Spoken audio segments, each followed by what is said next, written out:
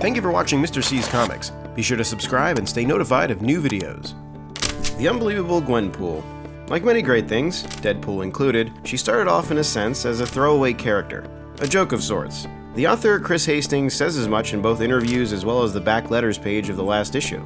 However, comic history has shown us that a character or series that starts off as a joke, or that's first seen as disposable, can develop into something much greater. Something with meaning within the bounds of the text itself, as well as a great deal of meaning to a devoted reader. I, myself, am one such reader. I loved Gwenpool. It was one of the few books that I actually looked forward to each month. Truth be told, I'm about a month or so behind the current comic releases at any given time. But some books like Deadpool and Gwenpool get extra special attention. Kind of like my wife and her requirement to watch Grey's Anatomy when it airs every Thursday. These are not negotiable. She watches Grey's, I read Deadpool and Gwenpool. End of story. Perhaps that's not the figure of speech I wanted right there. Well, The Unbelievable Gwenpool really centered around the idea of medium awareness. As Gwen was from the real world and jumped somehow into the comic book world, her primary power was that of knowledge. This was, however, until she developed the ability to see the panels and also to see speech bubbles. Oh, and sound effects. She could also interact with those. There are a few moments in the series that I really enjoyed, as they highlighted what Hastings was doing with the concept. He really leaned into the meta-awareness of Gwen's character and did so in such fun ways. When she first starts seeing the borders of the panels, she embarks on a fun escapade of semi-self-interaction that's kind of reminiscent of something out of Portal. Well played, Gwen. Well played. The moment that Gwen first started seeing speech bubbles, she experiments a bit with their presence, ending up with a massive wall of text launching her out the window. Actually, those are both from the same issue, number 17. Probably my favorite issue of the entire series. That was pretty much the turning point that put Gwen in a new frame for me.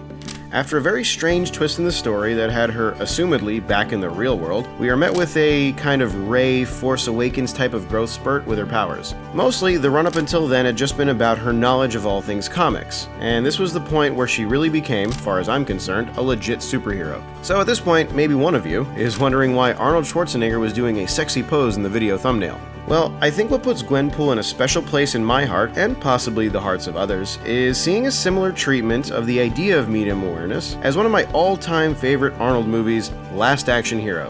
I know that these days meta-references and fourth wall play is kind of passé, kind of played out, but it wasn't back in 1994. Last Action Hero follows the story of Danny, a kid who loves movies and spends an unhealthy amount of time at an old theater with the owner. After getting a magic ticket that turns the fourth wall into a portal, Danny is transported into one of Arnold's famous action movies. Schwarzenegger's character, Jack Slater, is essentially a caricature of most of the action movie roles Arnold has played thus far in his career. Last Action Hero draws attention to many action movie tropes, pokes fun at the ridiculousness of so much that goes on within the genre, and provides Danny as a character that is constantly referencing, and trying to convince others of, the fact that they're in a movie. Sound it all familiar? Of course, but the connection isn't just surface level. Both Gwenpool and Last Action Hero did something that practically no other piece in its medium was doing. It took the idea of medium awareness and didn't use it just as a cute trick or a way to give casual nods to the audience the way that most did. It became the entire premise of the story. It was formed in a way that not only made us chuckle at the silliness of summer blockbusters, but also to regard the philosophical difference between an artist and their creations. Call my office. We can get your shopping center opening. Look, I don't really like you, right? You brought me nothing but pain. It's often said in literature study circles that the text and its characters live on their own well after the artist has conjured them up. It's why so often we dismiss the idea of author's intent when doing close reading, and we respect the identity of the characters themselves.